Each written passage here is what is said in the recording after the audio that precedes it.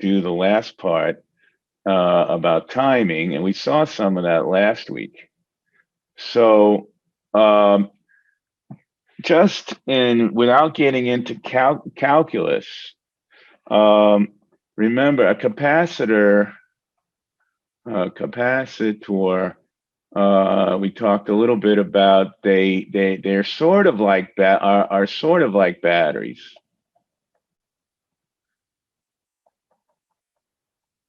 And they can supply a voltage. But whereas a battery can deliver a voltage and a current for some long time.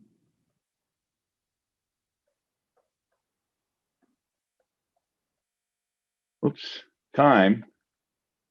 A capacitor discharges the capacitor can only deliver for a short time.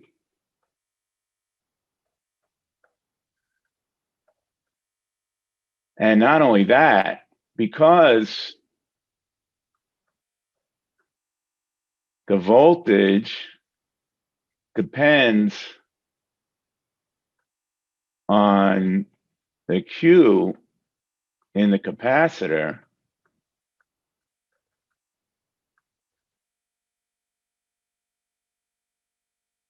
as soon as current flows,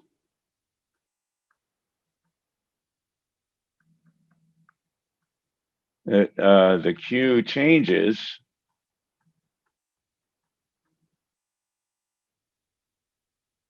and so does V of the cap. Unlike a battery, where the battery stays pretty constant voltage.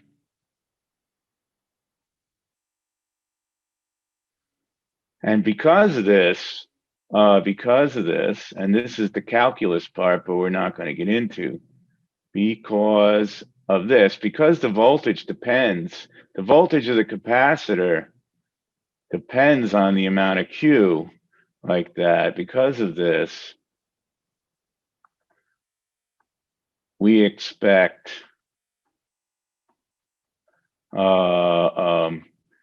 let's see, I and V to be time dependent, of course.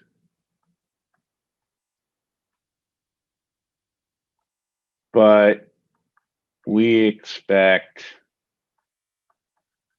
an exponential behavior. And that's because if we do a graph, if you do a graph of T and V, and I don't know, it's too much. I don't want to overwhelm you guys. So for charging, if you recall, it goes like this. So this is V max, which is equal to what is the, oh yeah, so that's usually the battery. Yeah, the battery, sorry. If we charge it, sorry, not V max, V battery. So V equals V battery times 1 minus E over T over RC, and it's negative. So anything, whenever you have some quantity e to the x equals 1 when x equals 0, negative x. and e to the negative x equals 0 when x gets large. So in our case, at t equals 0, this part, because let's say at t equals 0, v equals v bat times 1 minus 0, and at t equals what did I did something wrong. Oh, it equals 1. Sorry, I know I did something.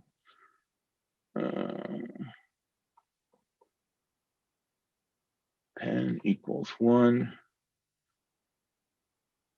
and then at t equals long time, then v equals v bat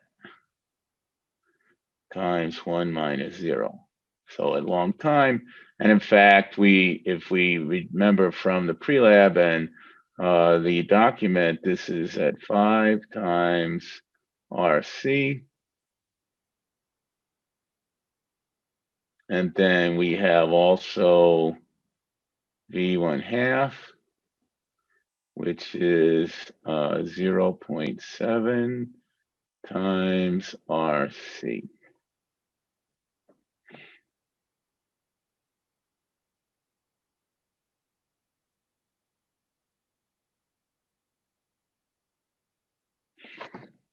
This should all sound familiar. So what we're going to do is we're going to observe a capacitor discharging. And we're going to, oops, let's see, I guess I could do a new slide here. Well, of course, yell if, well, I'm going to do something here while you guys have finished your writing.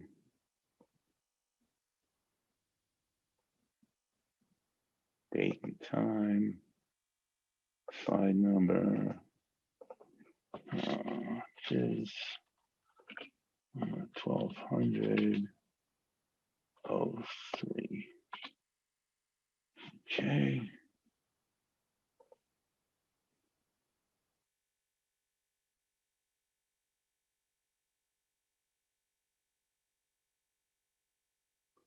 All right, just for the count. Oh, yeah, I answered the questions.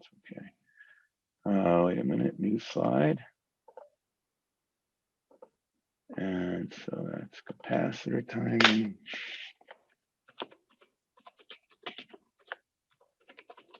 And this is just get rid of it. Okay, so we're going to set up a circuit, and we're going to study capacitor discharge.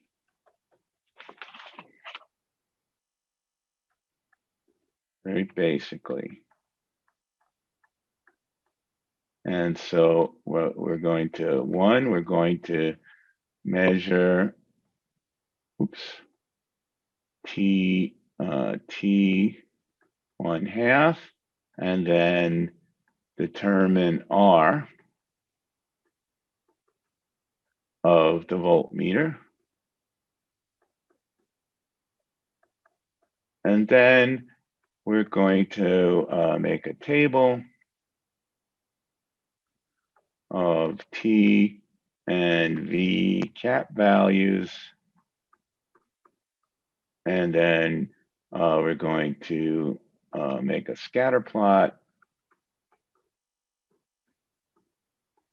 And then we're going to plot the equation of discharge and see how they compare to each other.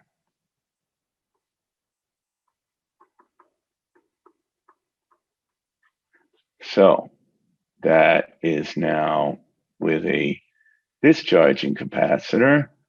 We're going to see a behavior like this. And so we have V bat, and we have V bat over 2.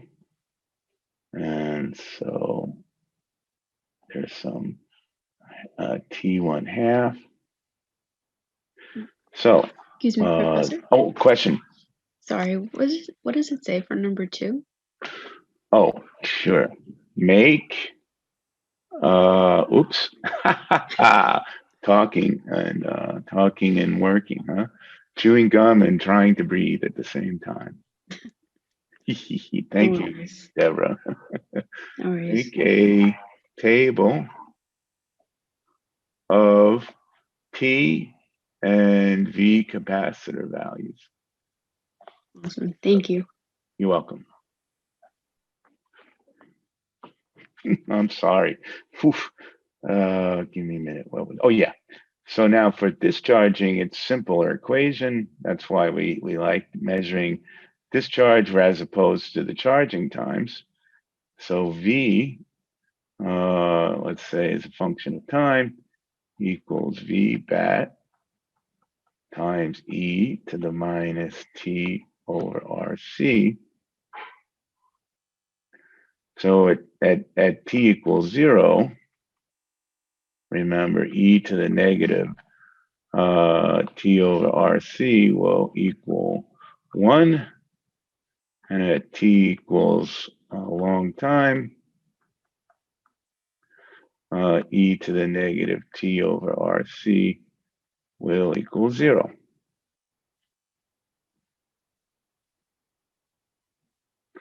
So for the half-life, we know that we can put here V bat divided by 2 will equal V bat times E to the minus T, the T1 half over RC. And then what we do is we divide by we divide by 1 over V bat on both sides. 1 over V bat.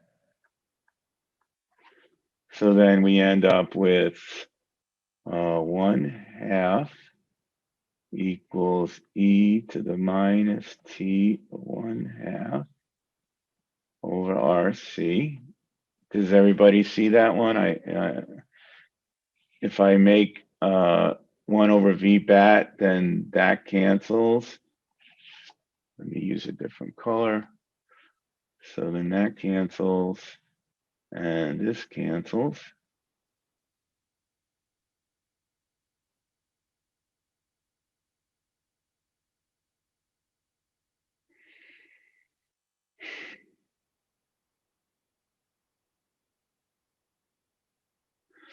So then I take the logarithm, the natural logarithm of both sides, ln, natural logarithm. So we get logarithm of 1/2 equals negative T 1/2 divided by RC.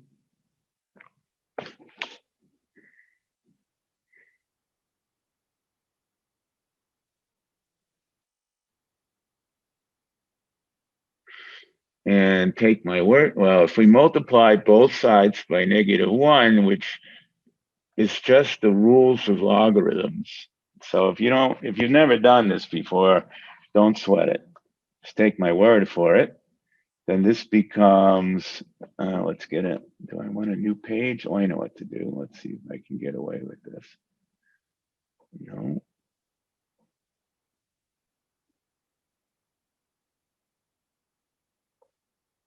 And, oh yeah, okay.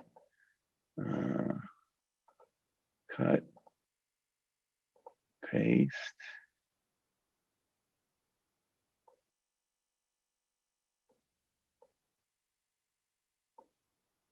So if I multiply both sides of this by -1, this becomes logarithm of 2 equals t to the 1/2 over RC.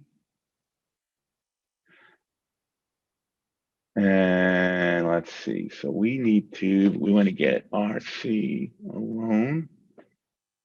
Oh, wait a minute, I might have made a mistake here. Give me a minute.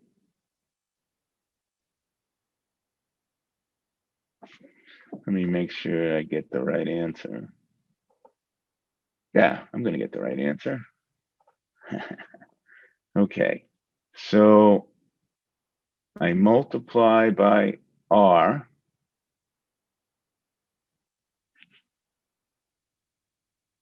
So then I get R logarithm of 2 equals t to the 1/2 over C.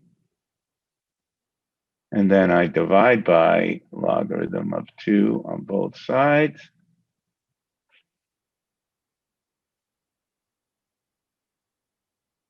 So I end up with R equals time of 1/2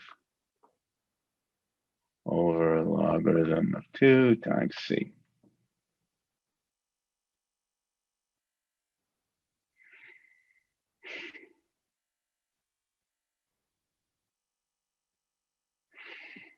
So then there's a table to fill in.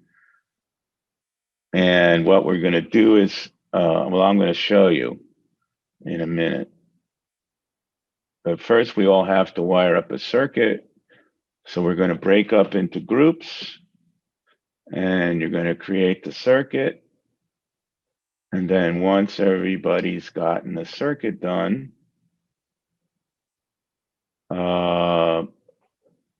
you come back out of you can just leave the breakout room. And then I will show.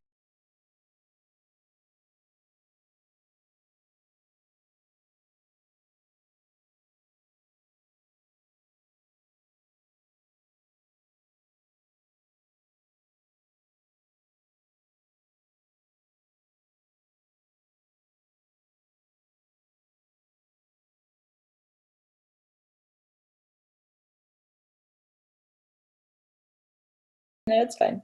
Oh, you guys are coming out for instruction. Okay. So make sure in your logbooks that you understand how this circuit matches up with the logbook, the manual. You see this switch will flip me back and forth from the power supply to the voltmeter.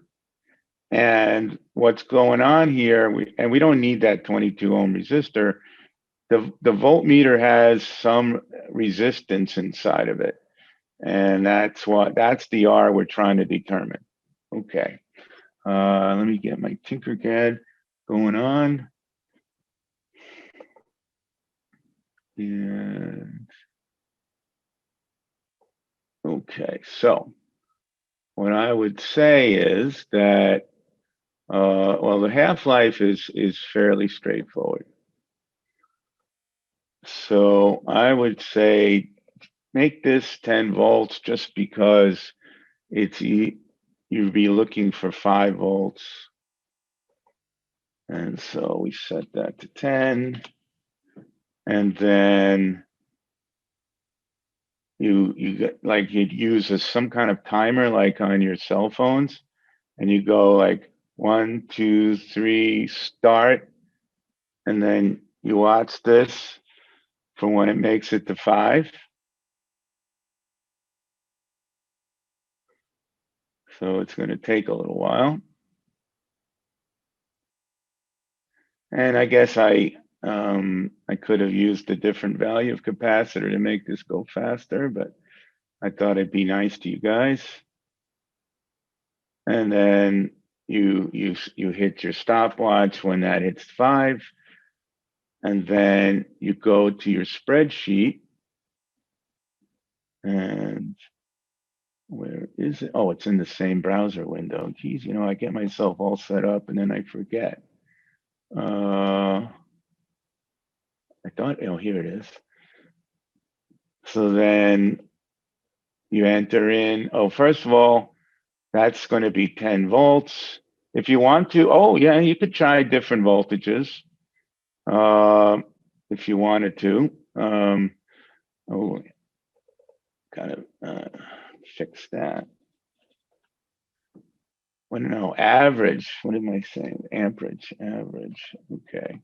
Anyways, so you have your voltage of your power supply, the time it took to be 1/2. You have the capacitance, and then you calculate the R. All right, then the other step, they want the number 3.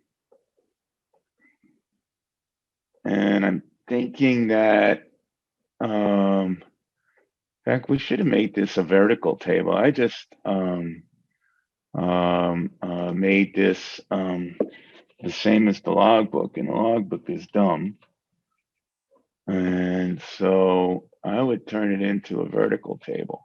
Now here's my advice. I would create a series of numbers. And so like 10, 9, 8, 7, 6, 5. And let's think about this. So now after that, it's going to take quite a long time, right? Well, I think if we go that low is enough. And then I would say, all right, of course, this is 0, right? And then I would go back, because what the manual says is to sort of run it and sort of click your stopwatch. And I've had students, like 3 students, and then when it gets to 9 volts, they click their stopwatch. And you can try that. But what I would say is go like this. So your first one, unsigned. Oh, Brandon's got to be moved to. Well, I'll do that. Oh, they're still meeting. Assigned to 1. And sorry to interrupt. And well, unassigned. Francis is room 4. But you're out here anyway, but I'll sign. Okay, and then so again, I've got my list of voltages. So I start this and then I watch and then I hit my stopwatch when it gets to 9 volts. Now it's moving fairly slowly. So maybe now you click the stopwatch, right? And then maybe you have enough time to wait and keep going. But if not, just reset it and now time it until it gets to 8 volts. That's up to you guys. You have any questions? I'm okay. All good? All right, so you jump back into your breakout rooms, and then when you have data, your table's finished, then we'll do the analysis of it, the calculations.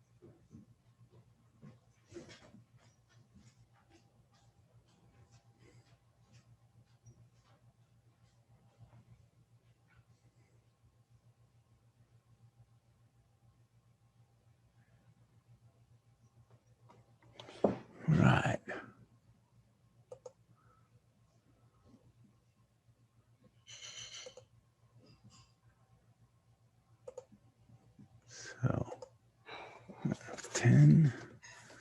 And we have 71 seconds. And this is 1e minus 6. And I need the equation.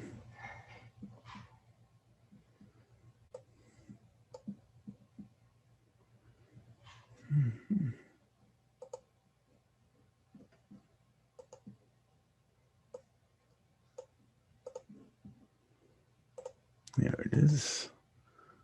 Copy. And paste.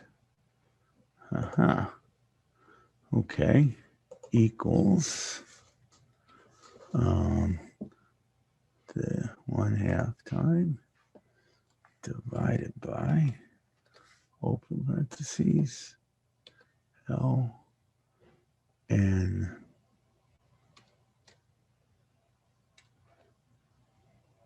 2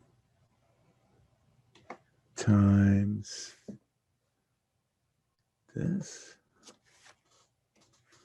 close the parentheses, enter. Let's see. So that would say, wow, that's a big number.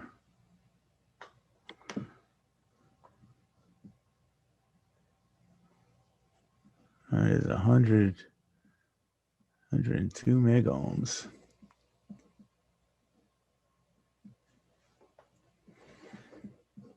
See, you guys are the guinea pigs again, because that's an awfully high number, but I'm not surprised, right? This is 1 microfarad, 1 times 10 to the minus 6. And we got T1/2. I got 1 minute and 11 seconds. So that's 71 seconds. And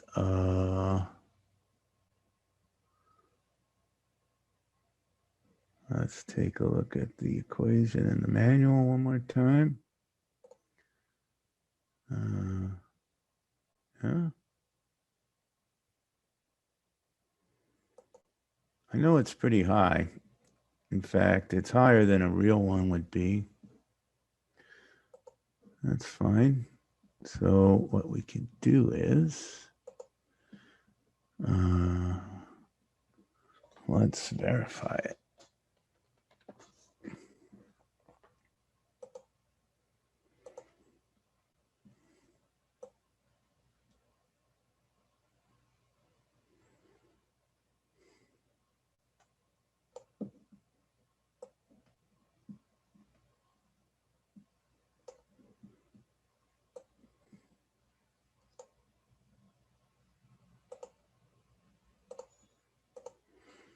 So we'll measure it directly.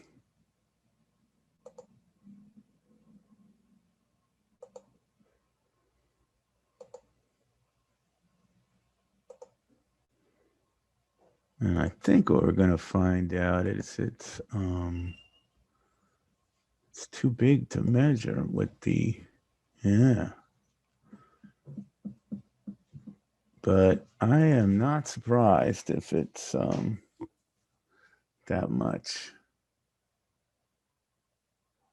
It's really large. The resistance meter of Tinkercad can only measure so high. What can we do? What can we do? If I put, yeah, I can put 10. Well, I'll have to test it. I have an idea, but we don't have time. I believe the number that I got here. All right, so I'm guessing people, well, Brandon and Carla and Layla there are still at work, but so I just did it once, but you'll have, and I'm assuming I didn't ask you to change the voltage. It turns out that it doesn't matter. I guess then now that I think about it, I should have asked you to do that. And so you'll have your, let's say another time you got 70 and another time you got 72. And this is 1 microfarad, so it's 1 times 10 to the minus 6. And then here's the equation.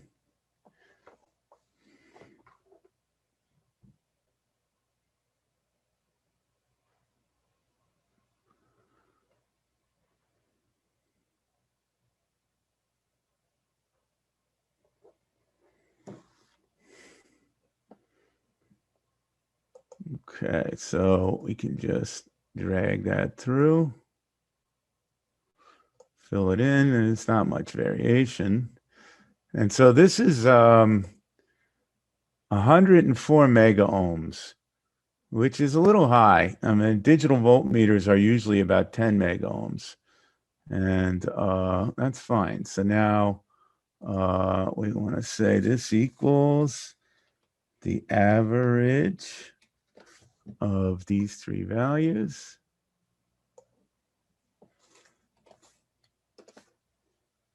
So 102 mega ohms in my case. And so make sure you make a note to yourself that you can say we directly measured the resistance of the voltmeter, and it went off scale. So we know it's awful large. So we will attempt to make a measurement another time. I don't remember. Let's see, we can do a quick test of the limit of our resistance meter here.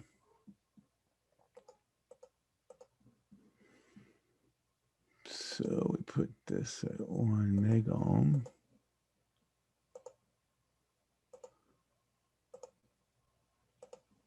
Let's see what it does. So that's okay. Can we change this as we on the fly? We can. So it doesn't like 100. So we need to try 20. It'll do. 30. It will do. So it'll do 20. So what if we do 21? No. So the most our resistance meter will measure is 20 mega ohms. Okay. So we know it's greater than 20 mega ohms. And let's see if I can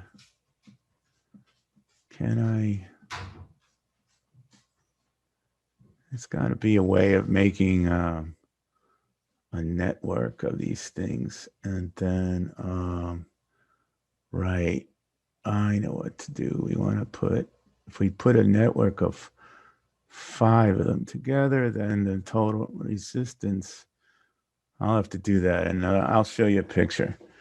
But again, this number of 100 mega ohms for the resistance of the meter is not outrageous. Okay, so we'll have to wait. Well, when Brandon and Carla and Layla come back, I will have to do it again for them. Does anybody have any questions on this?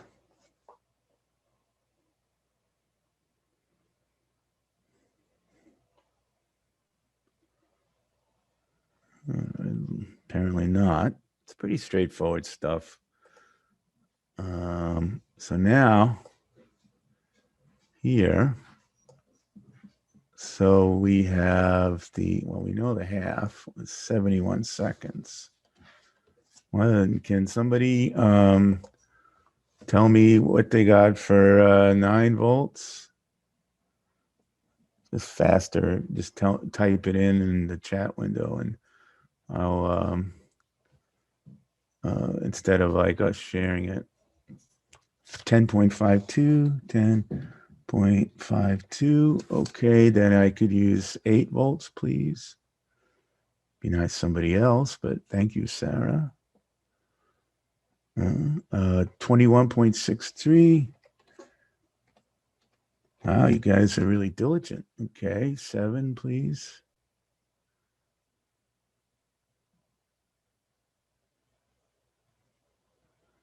Uh, 36.3, 36.3.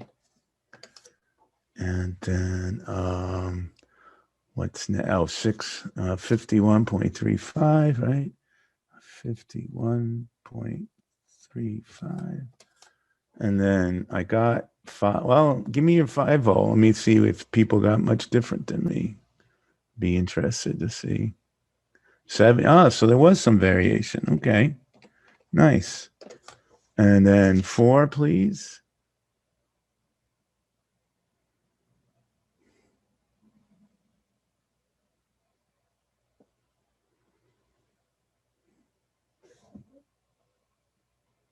Anybody have a time for 4? Well, I guess the people who've already typed are trying to let other people jump in.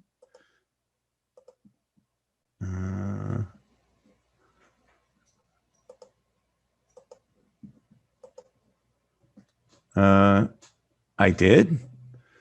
Okay, that was for the half-life. Okay, so it would be nice to have 4 volts. Okay, so all right, we'll do it together. Everybody get their stopwatches ready. Okay, ready, set, go. So this is going to take a while, so we can probably do 4 and 3. And then when we hit 4, type in a number and then I'll write it in my logbook. And then when we get down to 3, we'll get that one, and then I'll switch back to the spreadsheet. We're now Brandon and Carla and Layla doing 108. Sarah got 108. Okay. Oh, so did Sarah get for 3 as well?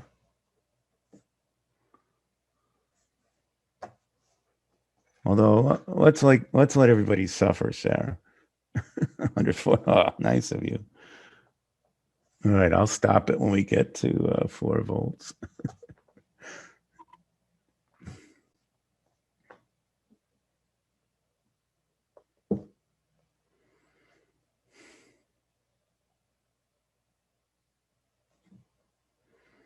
Ready, set, mark. Okay. And so we had 108 and 147. All right. And I'm trying to, this one is tough because Google Sheet limits us. I wanted to create, see in Excel, I would make a new column and go from 0 to 200 seconds. And then I would make a column with the exponential. Excuse me, but it doesn't work out for us.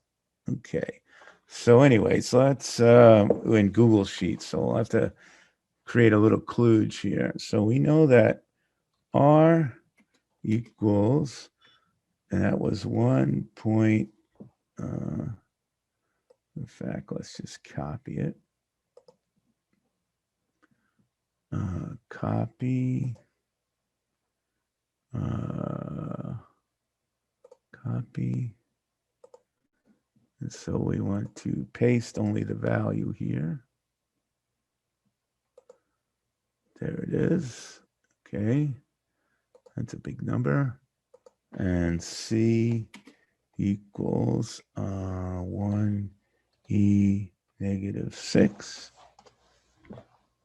So then RC equals, equals this times this, enter. So that's our RC. So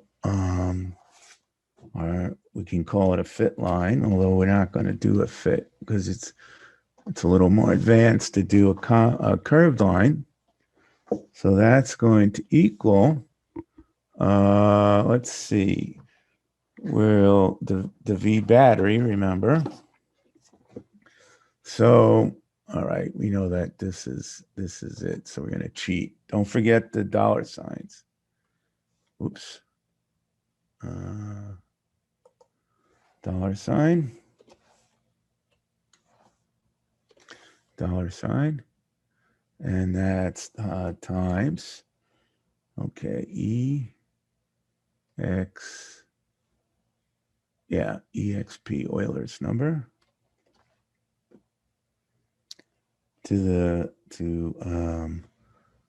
let's see, let's open parentheses here just to, no, we shouldn't have to. Negative the time here divided by the RC constant, which remember we need dollar signs now. And so we put in the dollar signs.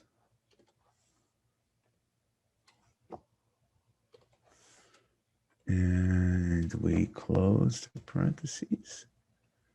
Let's see what happens. Well, that's not surprising.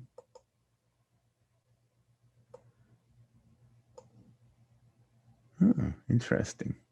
Well, looks pretty good, huh?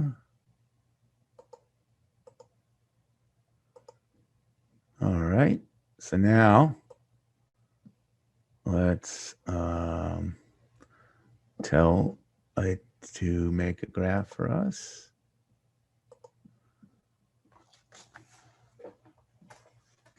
And that's not what we want, of course.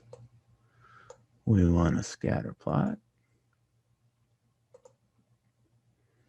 Not so bad.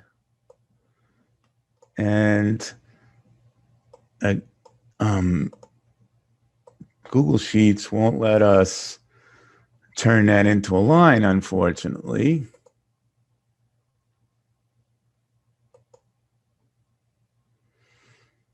So we can use a trend line, and lo and behold, oops, I goofed. Fit line. And we can pick exponential. And we can none. And of course, we like our fit line to be red. And that's not so bad, huh? And since we didn't get involved with error bars, it may well be that this is actually quite a good fit.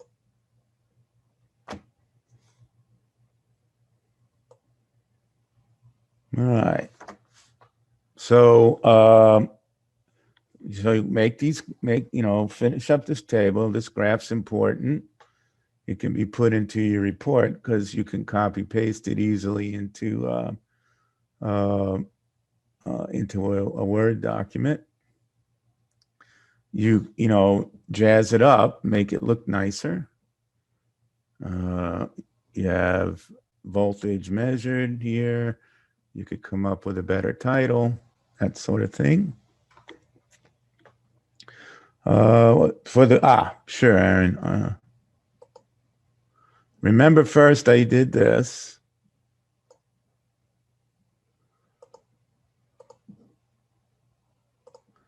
So I copy pasted the R value we got from table 2. And then I entered in our capacitor value. And then I calculated RC. This just makes it easier to type in the formula for the fit line. You get used to this when you use spreadsheets a lot.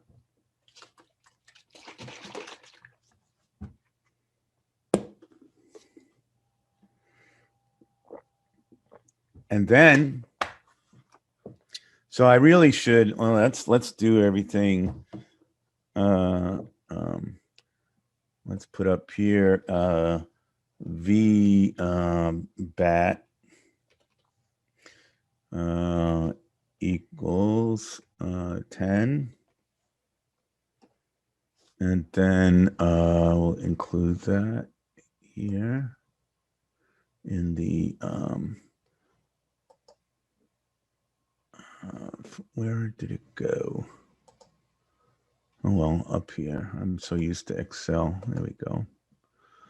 So then the fit line would be, I put D9 here, which is kind of cheating.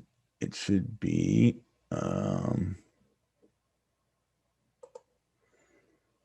back, the VBAT battery. And don't forget, we need dollar signs. Remember, this is the equation that we derived, not derived, I gave it to you. I gave you sort of a hand waving derivation because it involves calculus. And then we just double check and fill it in. Yep.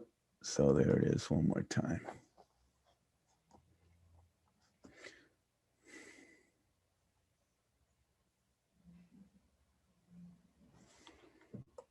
All right. So let's do this. Oops. Yep. So we've cleaned that up too. And again, Google Sheets doesn't do error bars very well. And let's see. So Brandon and Carla and Layla need a few words here. So we just used 10 each time. And then we got some times for the half life. It's always the same capacitance. Then we have this equation here. And most people actually got decimal places for their times. I just was lazy and I didn't enter the decimal places. You get an awfully high number, 100 megohms, but I've been using Tinkercad other times, and I'm pretty sure that number is correct. We're going to study that issue in a little while. We're going to take some more. We're going to start the DC circuits lab.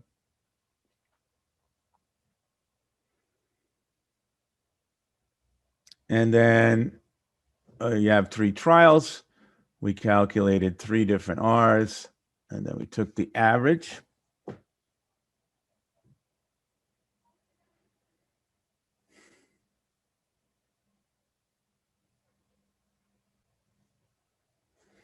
And then we copied this number, right mouse click, copy. And then we come here and we just said paste it, but make sure you say paste value only. Oops. Oh, stupid. Where's the undo button? Why did it? I must have selected more than one. Oh, that's interesting. When do I, okay, that's it. When do I, oh, I know what happened. This is 3 cells that I merged. But I wonder why it overwrote all these. Well, I'll just do it here. Paste special value only. Yeah, pasted 3. So now I'll do my copy, paste, just to make sure I don't nuke my table and my chart, my graph.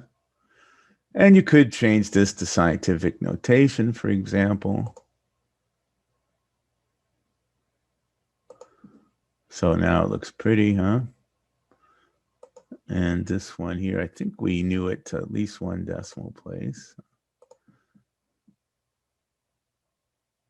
Oh, and I suppose, you know, to really jazz this up, this is volts. And this is ohms.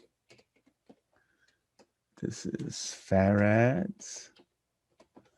And this is seconds.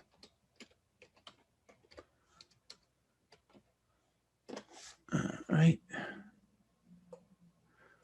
Just as an FYI, whenever you do an exponent, it has to have no dimensions, but I don't know if that's a big deal for you guys as physics 1200. You're not math whizzes. So when the exponent is t over RC, the seconds cancel. Okay. Any questions so far?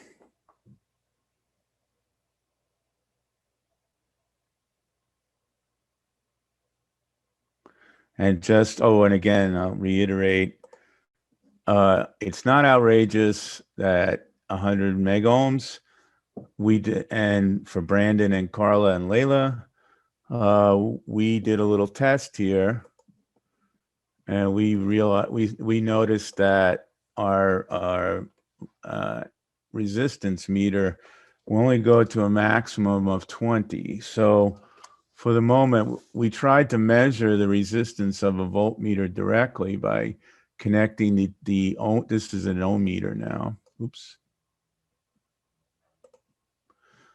Say this is a resistance meter, and we connected it to a voltmeter, and we tried to measure it directly, but it's greater than 20 megohms. And I'm pretty sure that 100 megohms is the correct number.